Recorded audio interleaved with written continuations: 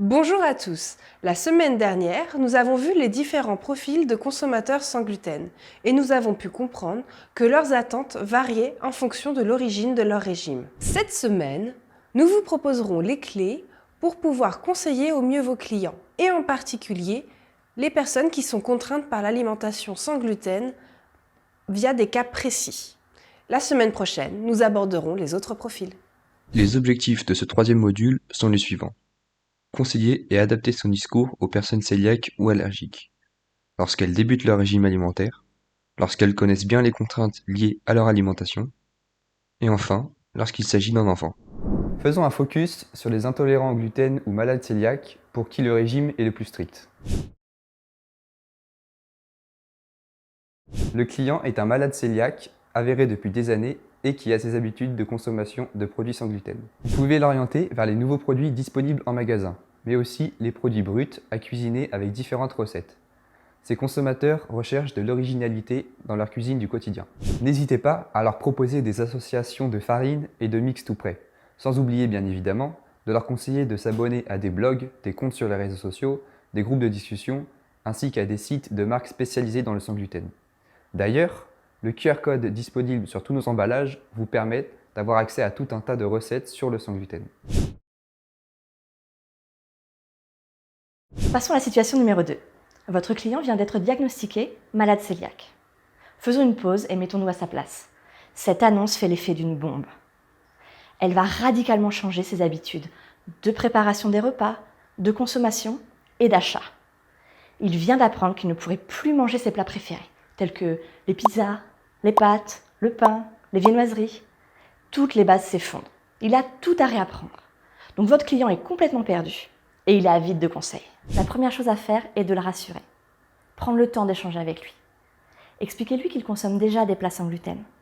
Pensez aux poulets frites du dimanche, aux salades composées et aux barbecues de l'été, aux plats d'hiver tels que le bourguignon, la raclette, les ragoûts.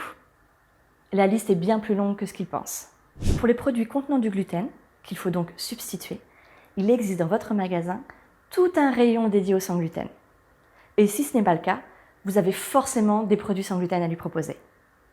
Pour l'aider dans ce choix, pensez bien à lui parler du logo de l'Avdiag, l'épi de blé barré, de façon à ce qu'il puisse être rassuré. C'est le logo qui atteste que le produit correspond à son régime. Ces changements étant soudains et conséquents, n'hésitez pas à leur conseiller de consulter un diététicien ou un nutritionniste. Il existe également de la documentation accessible pour acquérir les bons réflexes, connaître les aliments à exclure, à éviter et ceux à consommer sans risque. Sans vouloir faire de publicité, sur notre site internet, ils auront également accès à notre livre blanc de l'alimentation sans gluten. Votre client a besoin de se réapproprier son alimentation. Et pour cela, il va devoir acquérir de nouvelles compétences, comme la lecture des étiquettes ou des emballages. C'est là que vous intervenez, encore une fois, pour pouvoir l'aider. Apprenez-lui à lire la liste des ingrédients, les risques de traces, les allégations. Tant qu'on n'y a pas été confronté, on ne soupçonne pas le nombre de produits pouvant contenir des traces de gluten. Pensons par exemple aux épices, aux cosmétiques ou même aux médicaments. Mais rassurez-vous, une fois le choc passé, votre client deviendra un enquêteur hors pair pour détecter ces traces. Lors de nos rencontres avec les consommateurs sans gluten, un terme est fréquemment utilisé, celui du deuil. Ça peut vous paraître fort, mais il est réellement vécu ainsi. Il représente le manque lié à l'impossibilité de consommer les produits habituels. La plupart du temps, les produits sans gluten n'ont rien à envier aux produits avec gluten, que ce soit en termes de texture ou en termes de goût. Faisons tout de même une exception pour les pains et les produits feuilletés, pour lesquels la texture sera quand même différente. C'est de là que naît la frustration chez votre client. Ces difficultés proviennent à la fois des contraintes de la bio et du sans gluten. Néanmoins, les marques travaillent continuellement pour proposer des produits de qualité, en espérant pouvoir ainsi supprimer la frustration de vos clients de demain. Situation numéro 3, les enfants malades cœliaques. Ce sont les parents qui font les achats pour leurs enfants. Cependant, les mini-consommateurs sont très exigeants et veulent les mêmes produits que leurs copains. Les parents seront avides de conseils pour trouver les produits les plus adaptés à leurs enfants. D'ailleurs, la particularité bio qui est la vôtre sera recherchée puisqu'elle représente un produit naturel et sain, quelque chose souvent critiqué sur les produits sans gluten. On dit souvent qu'ils sont bourrés d'additifs et pleins de sucre. Nous aborderons cet a priori dans un prochain module. Rassurez-les en leur montrant que dans vos assortiments, il y a tout ce qu'il faut pour répondre aux besoins de leurs enfants. Des céréales pour le petit déjeuner, des biscuits pour le goûter, et même des pâtes pour le dîner, et bien plus encore. Pour une question de sécurité alimentaire, tous les produits sans gluten sont emballés en sachets individuels, ce qui facilite le transport dans le cartable. Si votre client a l'habitude de cuisiner, il est possible de cuisiner facilement avec les enfants. Il existe dans votre magasin des mix tout prêts et des farines.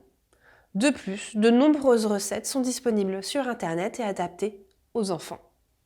Dans le cas où votre mini-consommateur vient d'apprendre sa maladie, sachez qu'il existe une vidéo créée par l'AFDIAG, l'Association française des intolérants au gluten, pour expliquer sa maladie facilement. Elle est disponible dans la description de la vidéo. Voici les notions essentielles à retenir. Pour les sensibles au gluten, les conseils apportés dépendent de la tolérance. Le discours sera donc adapté. Si vous avez dans vos clients un malade cœliaque ou allergique habitué à son régime, vous pouvez leur parler des nouveautés et présenter de nouvelles recettes. Pour les personnes qui vont découvrir leur allergie ou maladie, rassurez-les, prouvez qu'ils mangent déjà sans gluten et présentez votre assortiment. Expliquez la lecture des étiquettes et des emballages. Vous pouvez également évoquer le remboursement que nous avons vu dans le module précédent et orientez-les vers un diététicien. Vous pouvez également leur proposer le livre blanc disponible sur notre site internet. Pour les enfants malades cœliaques ou allergiques au gluten, rassurez les parents. Les enfants auront les mêmes goûters que leurs copains. Expliquez-leur l'intérêt de consommer des produits bio. Et si les parents sont perdus avec un enfant qui vient tout juste de découvrir sa maladie, il est possible de leur conseiller la vidéo de l'AFDIAG présente dans le lien de description de cette vidéo. Merci d'avoir suivi ce module. Vous retrouverez dès la semaine prochaine une fiche récapitulative sur notre Drive ainsi qu'en description de cette vidéo. Ce module vous présentera de nouveaux cas pratiques tels qu'un client qui reçoit un consommateur sans gluten à manger chez lui.